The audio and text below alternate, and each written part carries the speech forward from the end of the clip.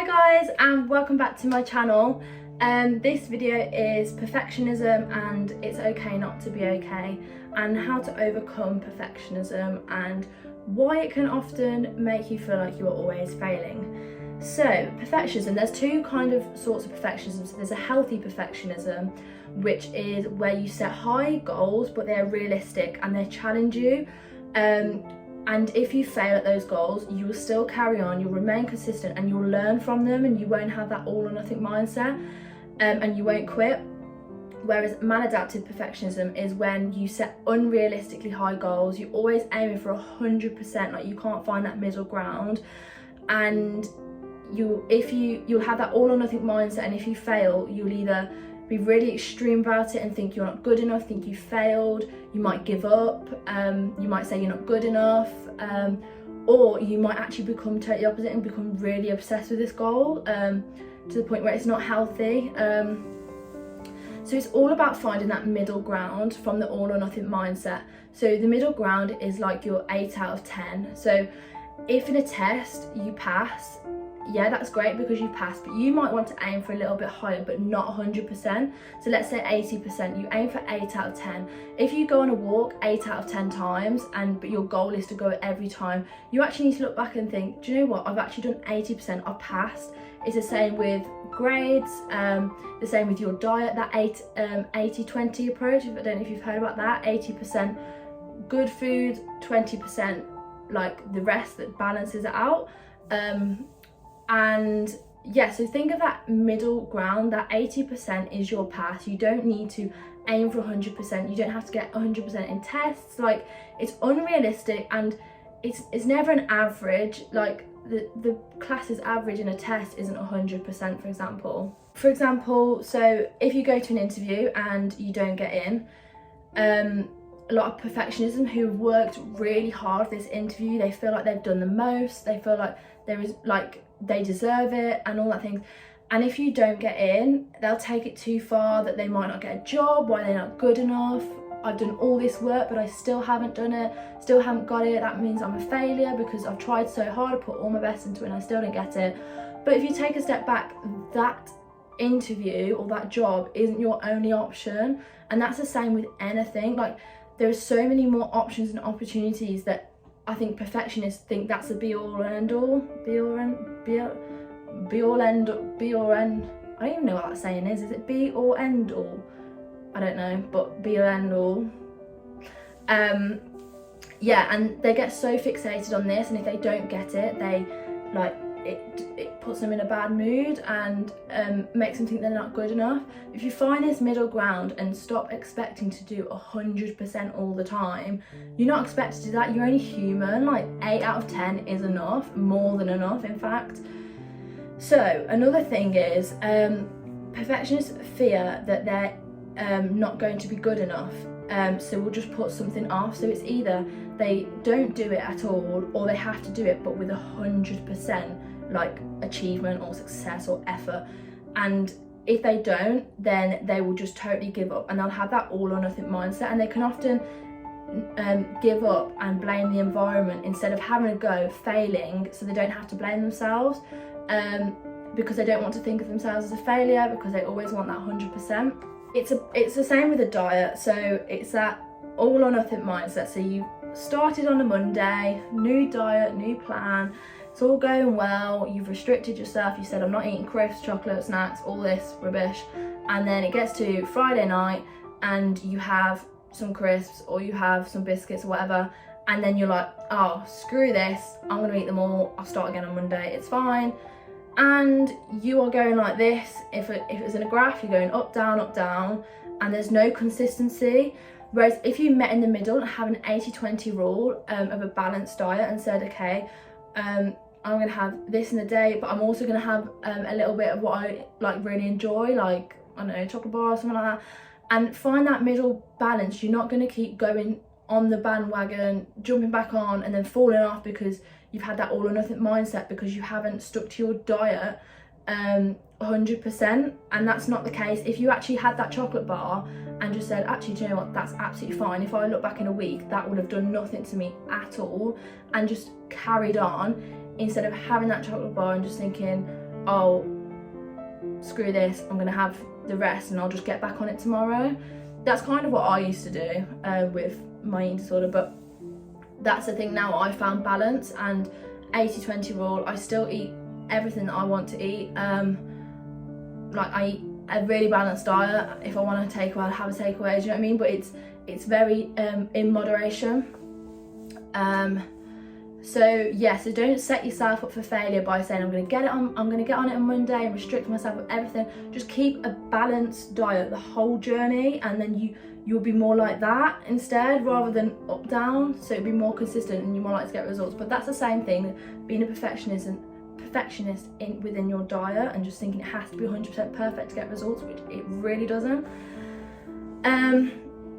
Another thing is, people find it really hard when you are perfectionist about something. You find it really hard to feel like you're achieving something. Like you feel like you're failing because you're always aiming so high that you rarely meeting that demand, and you just feel like a failure, and it can put you down as a whole because you feel like you're constantly failing. You're never getting any fulfillment, reward back, because you're constantly striving for the extreme, and it is really extreme. It's not something that you can just meet every single time. No one can do it, unless, like, obviously in some things then yes, but I mean, I'm talking about like the majority of things. Every test, every I don't know, like loads of different things, like every situation with your friends, or how you react to situations, your work, your job, sport, tidying, everything. Like if you expect 100% every time, you're gonna feel so unsatisfied. But if you go for that middle ground and take a step back and set a realistic goal, you're gonna feel so much more satisfied, and it's gonna give you that confidence and that fulfillment and less anxiety to believe in yourself, that you can then go and achieve something else. And you're like, oh, I've done that, I've hit the middle ground, it's good enough. It's more than good enough. It's not perfect, but I'm not perfect either, no one is. And now I've achieved that, and I've felt that achievement. I can now go on to the next thing. So a few things, I think there's about 4 things to get yourself out of this perfectionist behaviour. Number 1 is creating more realistic goals. Yes, they can be challenging. If you have that very determined, driven mindset that you want to do well and you want to achieve high things, they can be high goals, but they need to be realistic. They need to be the sort of goals that you can meet every time. And that excess energy that you use to try and get to these unrealistic goals can be used elsewhere, and that can be gone, and it can be used elsewhere to have this 8 out of 10 approach, middle line, and think, yes, I'm going to do this, it's good enough, it's more than good enough, I'm still achieving, I'm overachieving still, and I'm going to be rewarded and satisfied, and less pressure on myself. I'm going to have less anxiety, and it's just going to be a much nicer thing. I'm still moving forward in my journey, in my goal, in my life, but it's just not that aiming for that high thing, failing, getting a step back, and having that all or nothing mindset. So you don't get that all, that you don't get that 100%, and then you're like, well, nothing, I can't be bothered anymore, give up, why me, all that. So number 2 is being rational and challenging your inner critics, this inner voice that's telling you you're a failure, you're not good enough, why me, I can't do it, I give up, all of that. You need to be compassionate to yourself and think, you don't need to achieve 100% every time in everything or anything.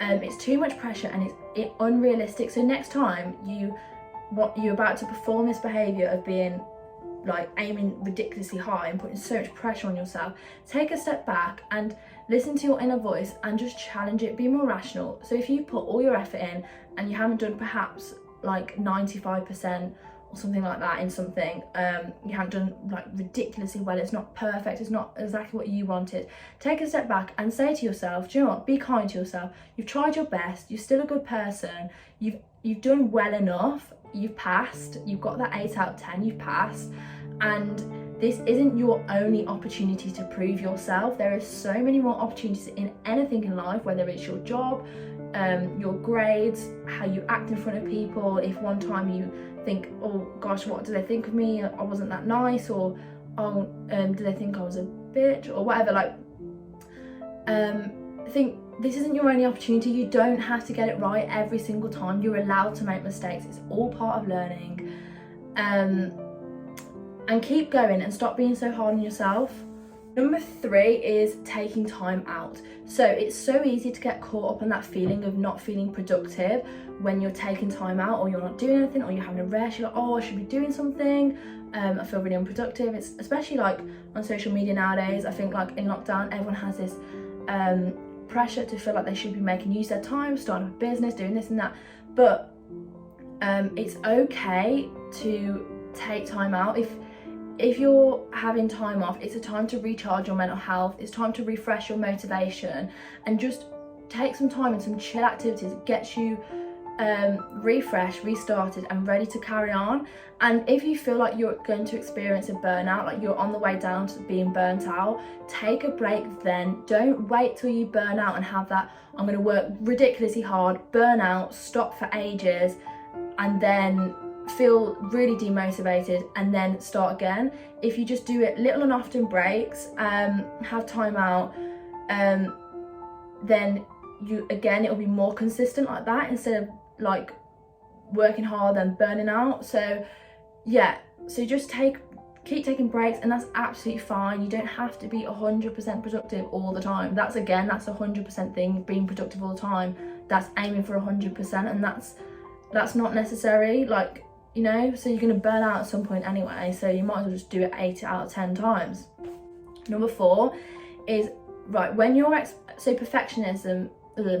Number 4 is practice not expecting others to be at the same standard as you. So with perfectionism, you can be doing everything, putting in so much hard work, getting everything perfect, and you have that expectation of other people to match that, like, but at the end of the day, some people aren't conditioned in this way. Some people aren't conditioned to think, oh, I need to do this, this and this, I need to do that, needs to be perfect, this needs to be perfect. Like, even if someone's really tidy, you can't expect the other person to be ridiculously tidy, or like, to an extent, I mean, like, so everything's perfect, because they don't think the same way as you when it comes to tidying. Or if you're doing something extra for someone and something nice, you can't always expect that back, because they might not be conditioned that way. And just things like that, like, just don't expect that 100% back off someone else in that respect, if that makes sense, because you're not always going to get it, because they're conditioned to think differently from you, and they might just have that 8 out of 10 approach anyway. So, okay, and then just a bit about it's okay not to be okay. So if you're listening to this and you're struggling, I just want you to know that you will come out the other end. You really will. It might not feel like it now, but what you feel like now doesn't define you. It's what you do next. It's how you get to realise that you are stronger than you think you are. You have more mental strength than you think you do, and like, you will get out of it, like, you really will. It's a phase, it's a learning curve. It will shape you into like the beautiful person when you come out of it, because you will learn so much about yourself. So that's what I think. So yes, as much as I didn't want what happened to me to happen, I'm also thankful that it did happen, in a way, to an extent, because it's made me become who I am today. Also, talk to people, get a different perspective on things, get a more rational one. Don't bottle it up, because if you speak to people, honestly, sometimes you can just have one chat and you'll automatically feel better. It's just about getting it out. Do the exercises, do the journaling, and work on your mental health. Just keep working on it, and one day you will just click. Another thing is, do things that put your mental health first. So if there's something you really don't want to do, don't do it. You don't have to do it, like, you really don't. You put yourself first, to an extent, obviously, when it comes to your mental health. Do things that make you feel good. If you need time out, take time out. Also, there is no right way to come out of a dark place. So if it means you want to be alone, if it means you need someone constantly, you want to talk to someone constantly, or you just want time to yourself, that is fine. Everyone copes and deals with things differently. You just need to do what you need to do, but just keep working. And gaining a positive mindset and a self-loving and that kind of confident mindset isn't an easy thing. It takes time. If it was easy, everyone would love themselves, everyone would be confident. and everyone will be genuinely happy from within, and that's not the case. You need to keep showing up because it takes time. Everything takes time in life. It literally, just keep going and be proud that you've already got through the hard days. You've already got through something that you thought was so difficult, that you were so upset, you felt so anxious, and you've got through it and you're still here. And just be thankful for that and think you get through what is deemed your hard day, but that might have been an easy day compared to now, or now might be an easy day compared to then, and it just gets easier, and you've kept going despite what you've been going through. So just be proud of that. And another thing is a why me mindset. Why me? Why is this happening to me? Why is this not happening to anyone else? It does not get you anywhere. It's quite self-loathing, and you just keep sitting in a hole because you think it's only you and you're the only unfortunate one. But it's refreshing to know that everyone has their own struggles, whether it's financial struggles, mental struggles, relationship struggles. Everyone struggles in some way. So don't get into that rut that you think it's just you, because a lot of people are struggling, and that's why it's so important to talk to people and know that you aren't alone. So yeah, just, it is fine, it's absolutely fine just not to be okay, but just try and put in that little bit of effort to think, okay, what can I do today? Can I try, just try a little bit, just try my hardest to try and look for the positive. Can I just try and think, okay, I might just talk to someone today, because you never know, that might really help me, or I might meditate, or I might journal, I might take myself on a walk. I'm gonna just put in a little bit of effort each time I feel down, and each time I'll just learn how to deal with it, and every single time you just get better and better. And do the self-work as well. That is so important. But yeah, it's absolutely fine, just you do you. So I hope you enjoyed that video. I hope it was quite motivating, or whatever you want to call it. Next video is gratitude, being grateful, why it's so important. It's in the top 3 for happiness, it's proven. And I'm going to tell you what exercise you can do, why you should do it, why it is so important, and I keep going on. So I'm going to leave you there and see you in the next video. Like, subscribe. Yep. Okay, bye. Thanks.